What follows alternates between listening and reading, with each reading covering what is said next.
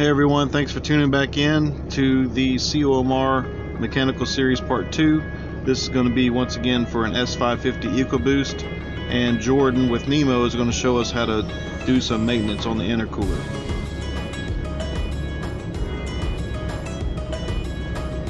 Now don't forget to check out our sponsor OP, Owner's Pride, and use COMR 10 to check out their website. We'll put that in the description below. Alright Jordan, take over buddy. How's it going, CO family? It's Jordan back again with Nemo. Today we're going to be doing a video on how to replace your intercooler if you want to upgrade or something like that with yours. I'm not going to be replacing mine today, but I have to clean out mine because when I blew my motor I still had some oil residue left in there, and since I'm pushing like 28-30 pounds of boost, it's coming out my blow-off valve or it's going back into my intake, which is not good. So this is probably the 8th time I've had to take off this bumper. It's not the easiest thing in my opinion. It's just time consuming because there's so many bolts. But you're going to take off this top cover first. There's 8 clips in it. You can just pop that off, throw that over there, throw your clips to one side. Your belly pan is what I would do next, or your skid plate. There's probably 10 clips and about 20 bolts. All these bolts are 9/30 seconds. So you'll take those out. The hard part for me is right here. You have to take off your tire cover or bend it back, or however you guys figure out is way easier than what I do. Pull this back, and there's a bolt right here, right where it splits, that you have to take out, and it is 9/30 seconds as well. And then you'll just pull out your side, and then you'll go to the other side. When you do this, make sure you turn your tire in. It's a lot easier to get to when you do the other side.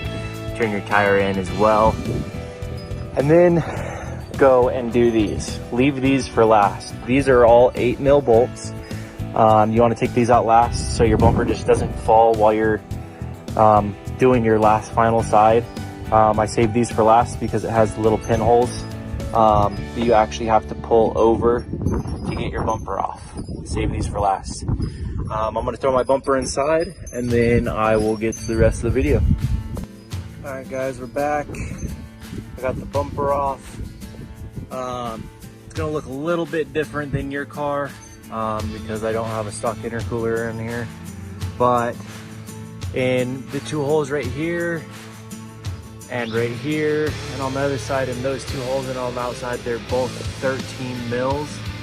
On the ones in the holes, there is a 13 mil nut right behind here that you have to back up or it will not come off. So make sure you back it up when you're taking it out of the holes. The ones on the inside do not have any backup support. They just come on out. Mine looks a little bit different.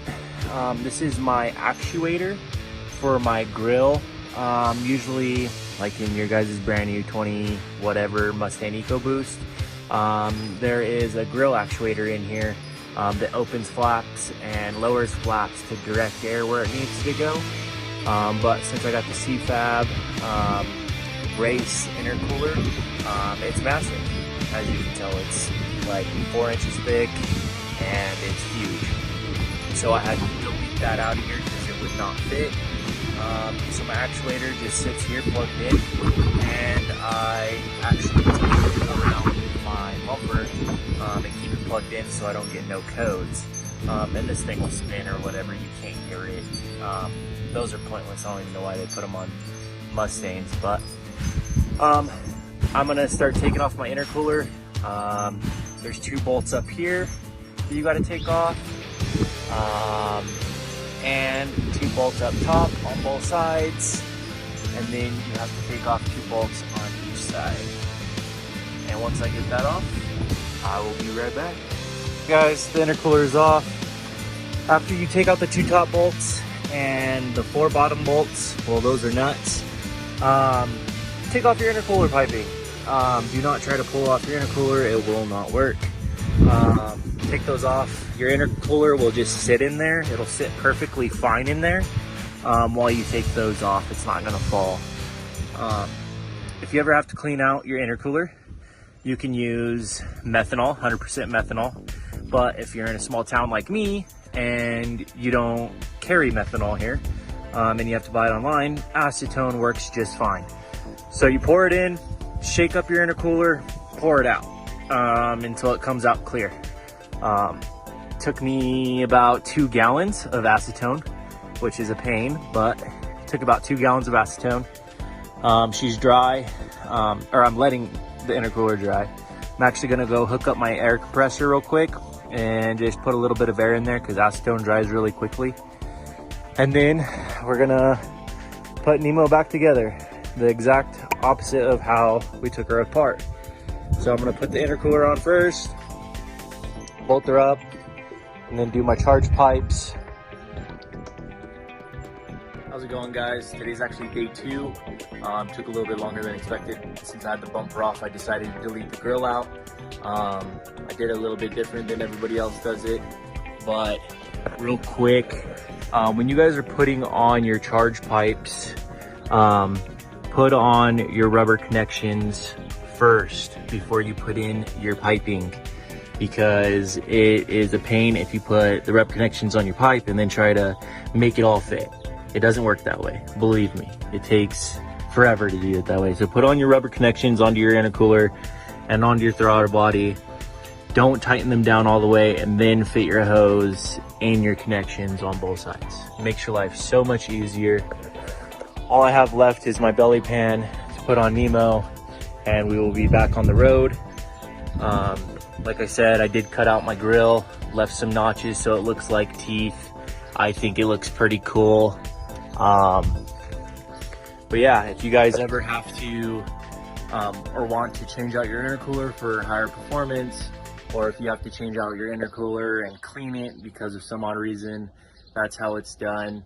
I hope you guys all have a great day, and I'll see you next time. All right, great job. Thanks, Jordan. If y'all check out the description below, you'll see a link that we will put for OP. And like I said at the beginning of the video, don't forget to check out at their website and punch in the discount code COMR10 for 10% off. We are the only people that get any discount at all from Owner's Pride. So do us right, represent us, and check out their amazing products. Oh, that's a great looking motor bay right there. Good job. I believe David found this on eBay. Good job. I think this was back in 2021 Tail the Dragon event. And then if you get some of our business cards, don't forget, if you see another Competition Orange Mustang around, to go ahead and just leave that card, fill it out with your registry number, and give it to them, and maybe they'll come over to our page and get registered. We really need to get enough cars registered to be able to be recognized by Ford to be an official Competition Orange Mustang registry. And as long as we do that, we will be invited to a lot of Ford events and have all kind of discounts on Ford performance parts, etc. That's a good looking garage. You make a lot out of that. That GT500 bumper. Nice. That's a really great background. I don't know whose car that is. Y'all comment below if it's yours. It looks nice. Not sure whose that is. If you see your car in here, y'all comment down below and let us know it's you around the minute mark. A great edited picture right there. That's great. Next one is a nice little American eagle on the hood. Here comes another really nice shot.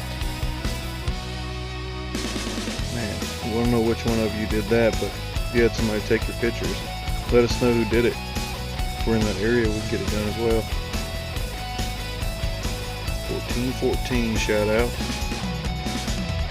That underglow is starting to come back in a lot of cars, and I really like it. I believe these wheels belong to our director, Alan. Yeah, it is. Good shot. That looks good, man.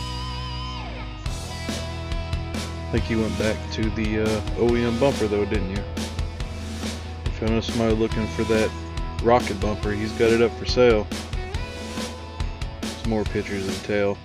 Can't wait to meet y'all this year at the tail event. If you need anything, let us know. Thanks.